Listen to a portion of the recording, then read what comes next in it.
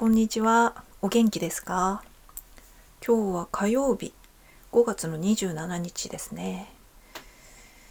過ごしやすい気候が続いておりますが、数日前とかにね、めちゃめちゃ暑かったと思ったら、急に気温が下がったりとかしててね、夜寝る時にね、半袖の T シャツじゃたまに寒い日とかがあってね、こういう時意外とお腹冷やして風邪ひきやすいとかね、そういうのもあると思うので、どうぞ皆さんも気をつけてください。私はね、結構真夏以外にはね、実はいつも腹巻きしてるんですよ。腹巻きって言ってもね、冬のこの分厚い毛糸みたいな腹巻きじゃなくって、すごい薄手の腹巻きで最近よく売ってるじゃないですか。そういう薄手の腹巻きをね3枚ほど持ってて、実はいつもこの半袖の T シャツの下とかにもね腹巻きしてることがねほぼ多いんですよね。でもうすごいこうぴったり薄いぴったりした腹巻きで結構あったかいんですけど、なのでもしこうチラッと見えちゃってもなんかそれがこう普通にインナーというか黒しか買ってないんでね、チラッと見えてもおかしくないようにだからね結構普段使いしてますね。普通の家から外に出る時とかも結構実は腹巻き仕込んでたりとかしてお腹は冷やさないように気をつけてますね。やっぱりねお腹が冷えるとね、なんだろう、冷えてる時ってお腹ちょっと冷えてるなっていう感覚よりも腹巻きしててお腹あったかい方が気持ちいいんで、それで風邪の予防とかになったらいいじゃないですか。自分もあったかくて気持ちよくって風邪もひきにくいってなったらすごく頑張らなくても良くなるっていうのがね、そういうのが大好きです。あと私の考え方としてはこう腹巻きをすることによってね、内臓が冷えない、内臓が冷えなくっていつも通りの良いパフォーマンスを内臓が発揮している。そうするとつまり代謝がうまく回っている、エネルギー代謝もきちんとできている、で滞ってないからいろんな処理とかもよくできるとかね、そういうのもあってこう腹巻きしてるだけでほんのちょっとだけ太りにくいっていうのもあるんじゃないかなって思ったりしますね。これも何も努力しなくてもほんのちょっとかもしれないけど、いやでも意外ともしかしたらちょっと比べる対象がないので分かんないですけど、こう日常のねちょっとしたことをこう健康に対して雑にしてるとそれが積み重なって結果的にそれでこう普通に太りやすくなるとかね、風邪ひきやすくなるとかね、そういうのがあると思うんで、こうねそういうこう頑張らなくてもこう良くなるこういう工夫っていうのは、工夫ってほどじゃないんですけどしていきたいなっていうのは思いますね。腹巻きとか朝起きてすぐ歯を磨くとかね、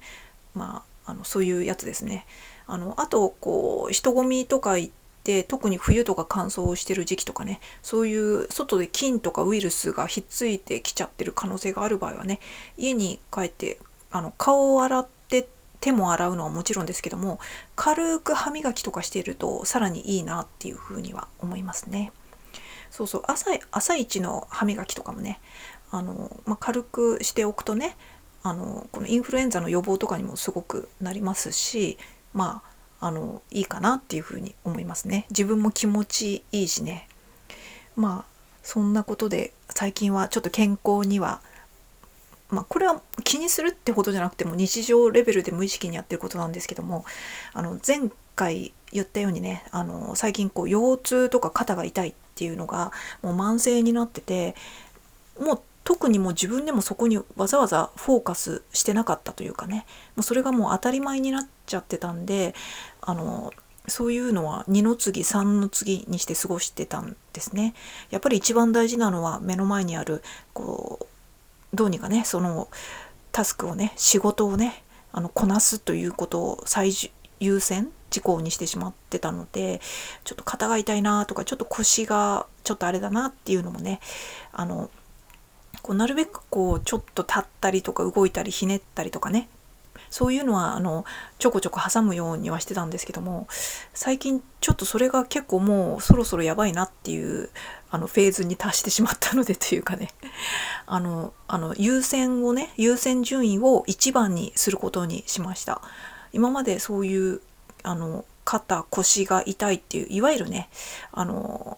いわゆる広い目で見て健康なわけですけれども、その健康を第2第3くらいにしちゃってたのを、ちょっとこの健康第1にちょっと改めて持ってくる必要があるなっていうふうにちょっと思い直して、この腰と肩をとにかく一回元に戻すっていうふうなことを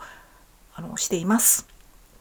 具体的にはですね、4日前から始めたんですけども、ちょっと腰痛やばいな、そろそろやばいなっていうのもあって、腰が悪くなった時のね、私のお助けヨガっていうのがあって、それが前も言いましたけれども、YouTube チャンネルB フローっていうヨガのチャンネルがあって、マリコさんっていう方がやってるヨガのチャンネルですごい素晴らしい動画がめちゃめちゃいっぱいある動画なんですけれども、その動画ねの中で腰痛改善の動画もいっぱいあって、でこの前からね、その腰がなんとなくおかしいかも、腰痛になりそうかもっていう時に、その予防としてさよなら腰痛っていうネーミングの動画があって、そのさよなら腰痛の1とさよなら腰痛の2をね毎日やることによって、この腰痛にならずに済むというかね、腰のコンディションが元に戻るというかね、改善するっていうのをねもうずっと習慣にしてたんですよ。その動画がリリースされてからもう8年から9年近く経ってるので、もうその頃からずっとやってたんで、結構私にとってはもう本当にお助けヨガなんですね。でここ最近ちょっと腰が悪いなって思ってて、そろそろやばいなっていう感じで結構放置しちゃってたんで、4日前からやり始めてて、そのヨガ以外にもねいろいろ腰どうにか治そうとかね、何がどういう風に骨格がおかしくなってるんだっていうのを自分でも結構観察するようになったんですけども、それで気づいたのはですね、結構私体満身創痍になってませんかっていうことをね改めて自分で気づいちゃったんですよね。今までちょっといろいろ辛いなって思ってた部分を、でもそんなこと言ってらんないしなっていう気持ちが多分どこかにあって、ついついねそれをね生活の中での健康第一じゃなくて健康第二第三っていう風にねタスクの下に置いちゃってたんですよね。だからそれが数ヶ月ちょっと積み重なっちゃって放置しちゃってっていうのがあって、結構その4日前からちゃんとこの腰痛改善のヨガをねやり始めたら、この自分が辛かった部分とかがねしっかり意識できるようになって、結構これやばい、結構ギリギリの線にいるかもっていうことに気がつきました一応ね普通に立って歩いてっていうのができてる時点では、弱音は吐くのはなっていうところがねついついね昔からの習慣であるんですよね。風邪ひいて具合が悪い時とかも同じなんですけども、とりあえず立って歩ければいろいろ我慢して一通りのことはできるみたいなねそういうふうに思うべきではないっていうふうにね理性でちゃんとねこのロジカルに考えてやめるっていうのはあるんですけども、多分無意識にはねそういうね変な癖がついちゃってるんですよね。だからついついちょっと我慢して、あとちょっと肩が痛いなとか腰がちょっとあれだなって思ってる時でも、逆にそのパソコン開いて仕事を始めるとそこに集中すると一瞬忘れれるから、辛いけど逆に今やろうみたいなことを結構繰り返してた部分があって、結構ね体もガチガチになってて、この関節周りの筋がねやっぱり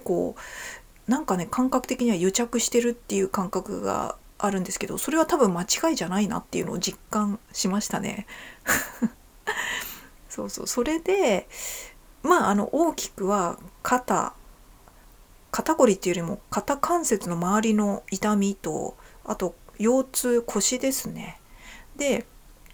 一昨日あたりに外に出て歩いてた時なんかでちょっと小走りになったんですよ。車が来るかなんかで避けるかなんかでちょっとタタタタってこう走った時に、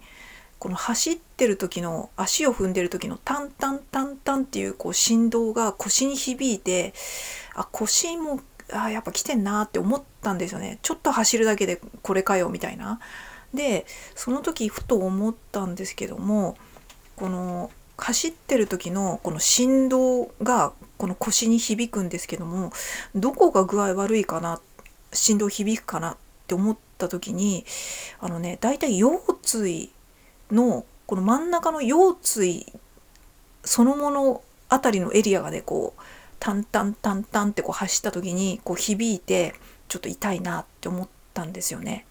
で親って思ったのは、この腰椎って体の真ん中中心にあるじゃないですか。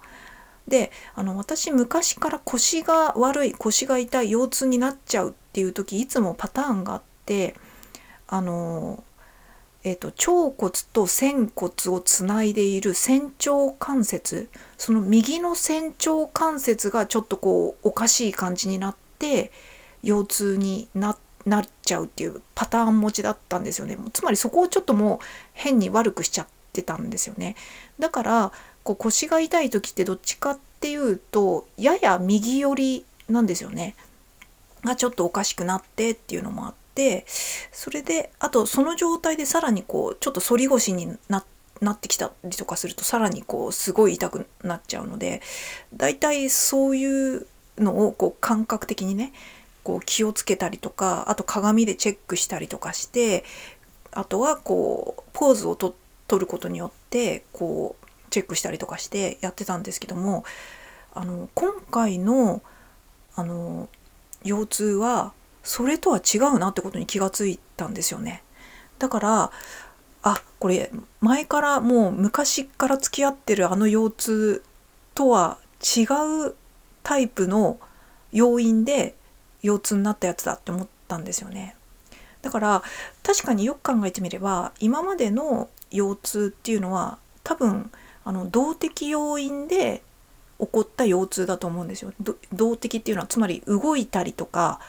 こうすることによって運動したりとか衝撃を受けたりとか、そこをたくさん変にたくさん動かし、そこだけじゃないんですけども、そこに負荷がかかるようなことが続いたりとかして起こる腰痛だったと思うんですけども、おそらく今度は逆にこうずっと座ってるっていう体勢を崩さずにその姿勢のまま重力を永遠にかけ続けたっていうことによって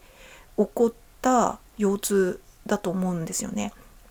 だからちょっと体の感覚といろいろチェックしてみたことの結果なんで、はっきりは分かんないですけども、まず腰痛が起こってるポイントは、まず感覚的に普通に腰椎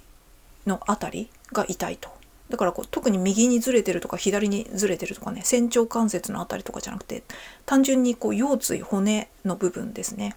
つまり脊髄の下の方ってことです。脊髄ってあれですね、首頭の方から骨盤のとこまで通ってる真ん中の中心の骨ですね。上から首の頸椎、胸椎、腰椎ってありますけれども、その下の方の腰椎の部分がなんか痛いというか振動とかが辛いとかね、そういう感じになっているので、ひねったりとかしてもちょっと痛みを感じたりするんですよね。だからおそらく分かんないけどね、ずっと同じ姿勢で重力をかけ続けてた、その時の姿勢で重力をかけたので、この椎骨の間にある椎間板的な部分にもずっと押されててとかね、あと若干このカーブ S 字カーブのあれが座ってる状態のままの姿勢でずっと押されてたのでとかね、多分そういうのもあるんじゃないかなっていうふうに思ったりしましたね。だから今までの癖である仙腸関節、右の仙腸関節を中心に腰痛が発生するっていう今までのあれとは違って、今度はこの動的じゃない静的要因ですね。静かっていう字の、つまり動かずにじっとしていたことによる要因。その状態でずっと重力を上からかけ続けて、そのポーズのまま重力をかけ続けてしまった要因なんじゃないかなっていうふうに思いました。それで座ってるポーズっていうことは、この骨盤より下のこのももとか膝をちょっと前に出して座ってるわけじゃないですか。そうするとイメージしてみると、この骨盤の腸骨の部分から大腿骨がくっついて伸びてるわけですけども、座ってる状態でこの大腿骨をちょっと前に出して座るわけじゃないですか。足の膝の部分を前に出してるので。ということは骨盤からついてる前回大天使が最近ちょっと出っ張っちゃったかもしれないとか、そういう話しましたけども、そこの関節の部分が骨盤の少し前方に来てしまっているっていうふうにも考えられるんですよね。それによって大天使が横に出っ張ってるような感じになっているっていうのもあると思うんで、だからおそらくこの腸骨と大腿骨のこのジョイント部分というかね、つまり股関節の部分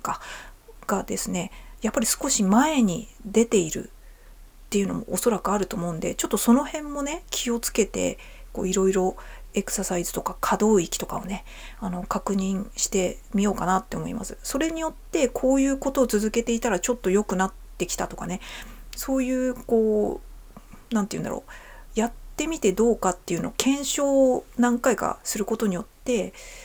自分の状態っていうのはよりよく分かってくると思うので、ちょっとね観察しながらねヨガのポーズとかもいろいろやってみながら、あとは目でね目視というかねその形とかが変になってないかとかね、そういうのをチェックしてやっていきたいなっていうふうには思ってますね。そうだからね、今回はいつもの腰痛のパターンじゃないぞっていうところに気づいたのはいいポイントかなっていうふうに自分でも思ってますね。運動とかそういう負荷をかけることによって癖になってた腰痛とかじゃなくて、逆にね座り続けるとかね、そういうことによって起こってしまった腰痛なんだなっていうのを思って、ちょっとだから以前とねアプローチの仕方が同じじゃなくて、ちょっと考えてやらなきゃなっていうふうにはいろいろ思ったりとかしてますね。骨格がそうなってるってことと、おそらくその関節部分の周りのね筋とかがちょっとすごく硬くなってるとか、そういうの全然あると思うので、あとずっと重力をかけ続けてそこに負担がかかってるとかね、ちょっと歪んでるとかね、ちょっとこういう形にちょっと出てきちゃってるとか、いろいろあると思うので、そういうのを気にしてやっていきたいなって思いますね。肩の方とかもねやっぱ肩関節、特に右なんですけれども肩甲骨とかもなんですけども、すごく自分が直接痛いなって感じるのは鎖骨となんていうの上腕骨のジョイント部分、上腕骨なのか肩甲骨なのかちょっと分かんないんですけど、とにかく肩関節のあたりの周りがすごい癒着してるって感じるので、可動域もね前よりちょっと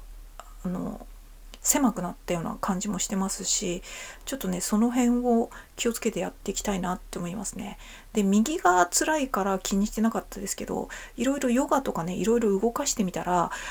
左も結構来てました右が辛すぎて左がちょっとねあんま感じてなかったんですけど、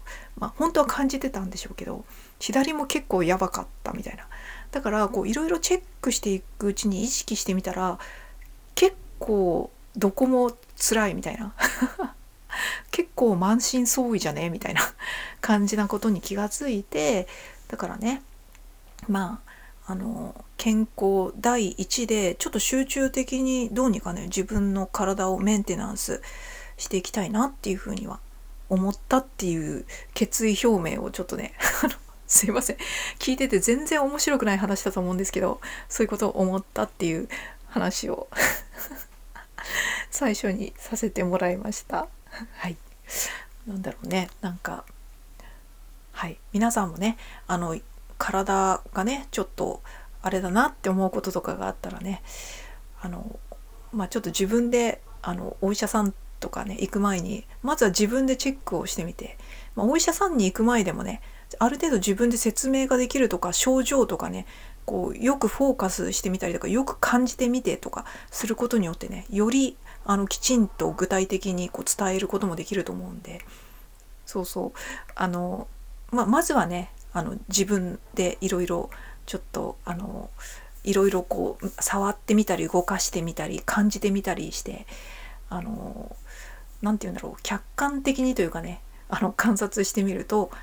良いかと思います。やっぱり自分の体をね一番分かってるのは結局は自分なのでね、特に自分だとねこう動かした時感覚とかで分かりますからね、突っ張ってるとか痛いとか違和感とか、それが分かるのはね自分だけなので、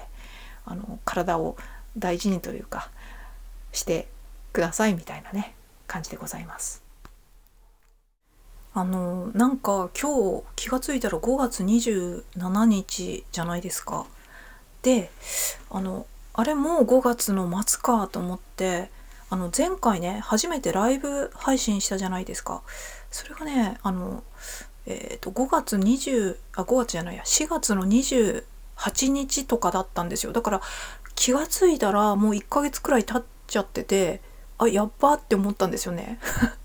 なんかこれ定期的に月1ぐらいはやるようにしようって思ってたんですよね。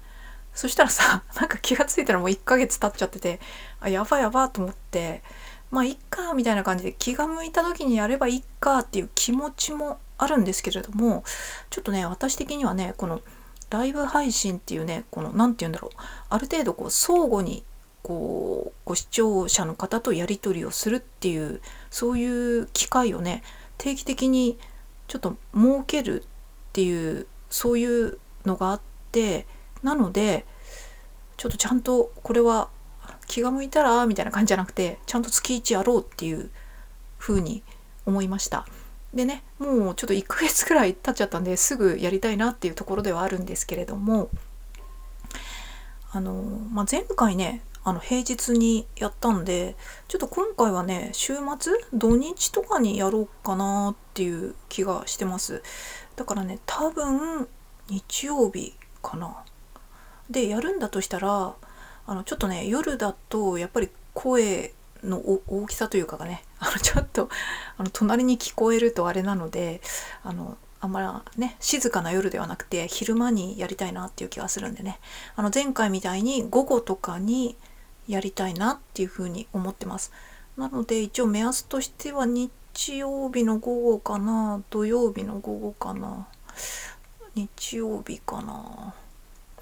日曜日かな、ちょっとごめんなさいわかんないですけど、土曜か日曜、多分日曜の午後にやろうかなっていうふうに思います。またね文章での投稿で何時にやりますっていうのはねお知らせしたいと思います。でもしこうなんだ質問とかなんだろう話すテーマはないです話すテーマ何がいいだろうとか思ったらまたいつそれができるか分かんないんで、とりあえずやるっていう感じでなのでコメントをくださったそのコメントのライブ配信中にねコメントが来た内容に対してただ反応するっていうだけでいこうと思いますなので別にねだから一人でもいいから誰かコメントしてくれるくらいの人数があれば成り立つのでちょっと時間がちょうどあったなっていう人は参加していただければなっていうふうに思います。でねなんか一応こう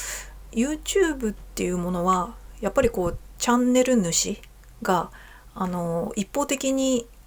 ただ発信する媒体じゃないですか。なので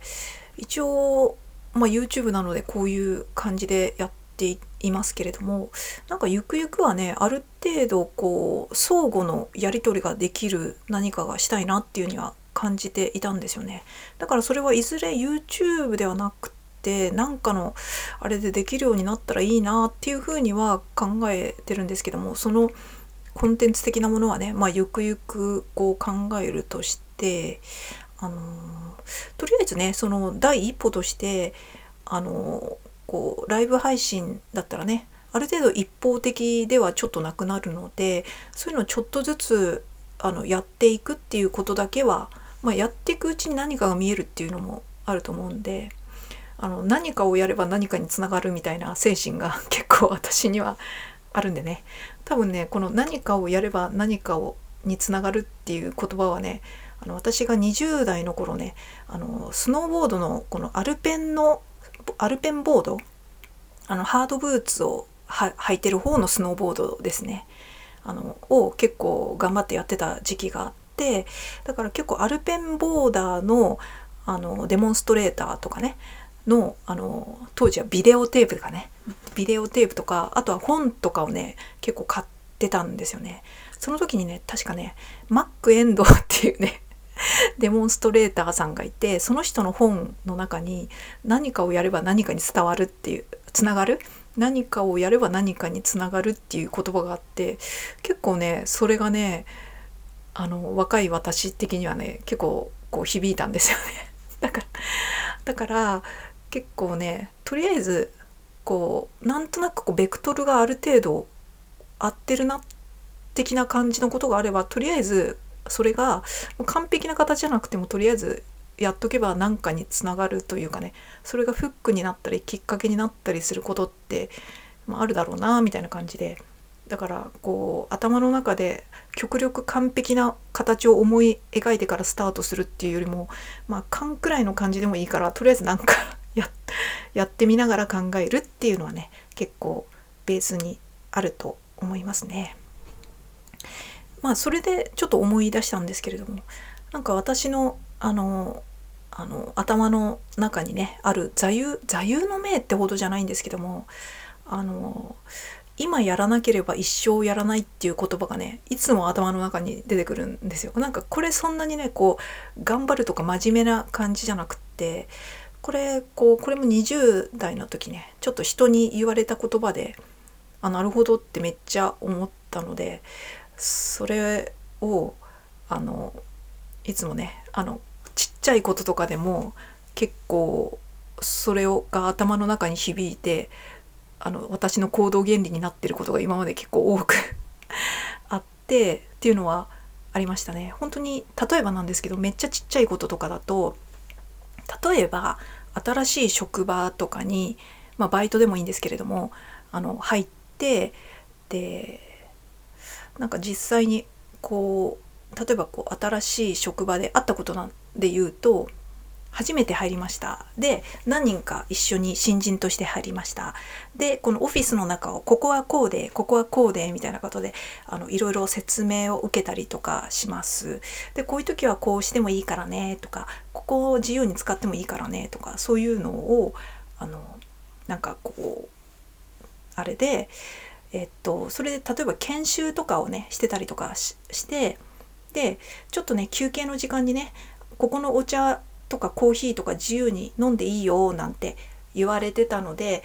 研修仲間と一緒にちょっとお茶飲もうかって言って休憩時間にね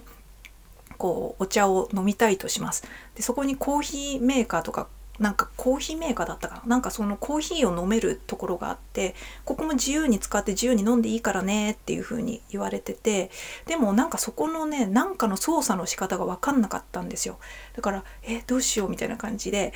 ちょっとでも周りの人たちは働いてるから、その辺の知らない人に声かけるのもあれだなって思ったんですけども、で結構そういう時ってちょっと待っちゃったりとか、そのうち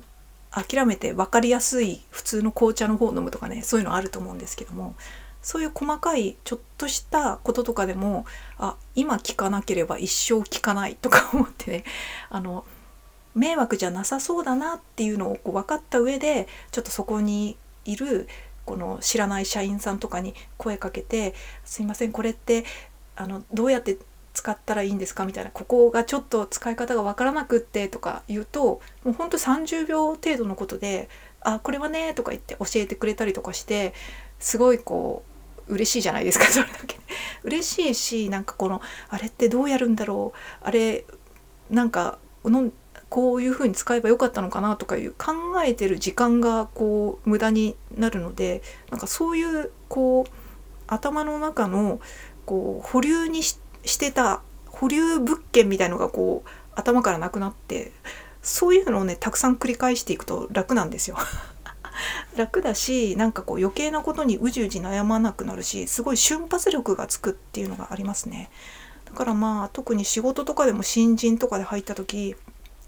ちょっとしたことを聞く時とかでも、もちろん何でもかんでも自分で考えず調べずにやるっていうのとは別として、これは最初に確認しといた方がいいんじゃないかっていうちょっとしたこととかをこう今聞かなければ一生聞かないの精神で聞くとか、あとはこうなんかこれは言っといた方がいいかも、でもちょっと言いにくいな、でもきっと言うべきなんだろうなとか、そういうこととかも今言わなければ一生言わないとかねそういう感じで頭の中にこう出てきて、結構それが勇気になるというかね、このパターンとして組み込まれてるので、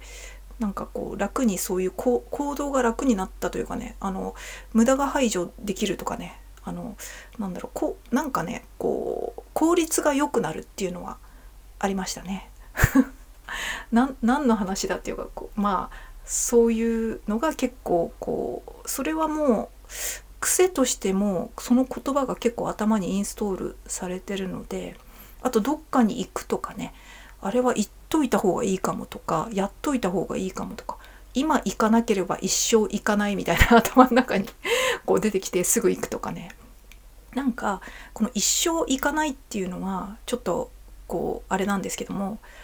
例えば今聞かなければ一生聞かないっていうのも一生じゃないかもしれないんですけど、あれって思った時、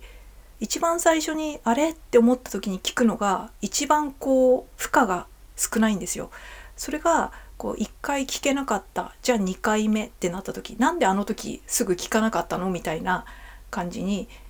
別に相手はならないかもしれないんですけど、そういうのが意外と積み重なるんですよね。でそれがだんだん知らないままちょっとずつずれたまま進んでいったりとかすると、最終的にもっと最初にやっとけばこんなに無駄な時間とかを人にも労力をかけなかったし、自分も無駄な時間使わなかったしとか、そういうのもあったりとかするので、今なんとかなら一生なんとかっていうのは、その最初に思ったタイミングが一番負荷が少ない、一番楽に聞ける、楽にいける、楽に行動できるポイントでもあるっていうのも経験上あって、そういう座右の銘がありますっていうお話なんですけど、ちょっと何の話だっていう感じなんですけど、まあ何の話だったんだっけ。まあこれは何ですかね、コーヒーの入れ方の話とはちょっとずれちゃうんですけど、別にコーヒーメーカーの話はそんな大事な話じゃないんですけど、もっとこう本質的な何かの物事の時っていう感じですね。まあそれを言ったら体の症状が明らかにおかしい時っていうのもね、病院とかもね、今行かなければ一生行かないじゃないけどね今行かなければ倒れるまで行かないっていうこともあるってことですね。で、何でもかんでも病院っていうよりも、まず体の場合は、自分自身でまずはチェックして、それによって本当に病院に行くのが必要かとか、わからない時はそれを確認するために病院に行くとかね、そういうなんていうか自分は感覚神経が通ってる自分なので、いろいろわかるっていうのもあるので、それでまずはこう体をチェックした上で行くのであれば早く行くし、今一番行きやすいというかね、負荷が少ない動きやすいタイミングでもあるので、言っといて何でもないですとか、もしくはここがちょっとこういう症状なのでこうしていくべきですねとか、そういう解決方法が分かったらすごくこうすっきりするじゃないですか。やるべきことももうはっきりするので、ただ改善に向けてこう生活習慣を直したりとか、場合によってはこう薬を飲んだりとか、そういうのがはっきりするので、なんとなくモヤモヤしたままいわゆる保留案件を頭の中にねこう置いておくのもね、頭の中のメモリをちょっと使ってることになるので、それも無駄だなっていうふうに思っててなんかそうだから今やらないと一生やらないっていうのがね、こう今やらなければ一生やらないっていうのが座右の銘としてありますって。だから別にみんなにねそれをおすすめしてるわけじゃないんですけど、ただなんかそういう話になったのでちょっと言ってみましたっていう話でございました。ということでまたライブ配信ライブ配信をそうだねライブ配信今しなければ一生やらないっていうことで少なくとも今月はやらないっていうことになっちゃうと思うので、このちゃんと月1はやるっていうのはとりあえずその内容がグダグダになったとしてもやろうと思いますのでということで、今週の土日くらいにライブ配信多分やるよというお話の流れからでございました。はい、それではまた。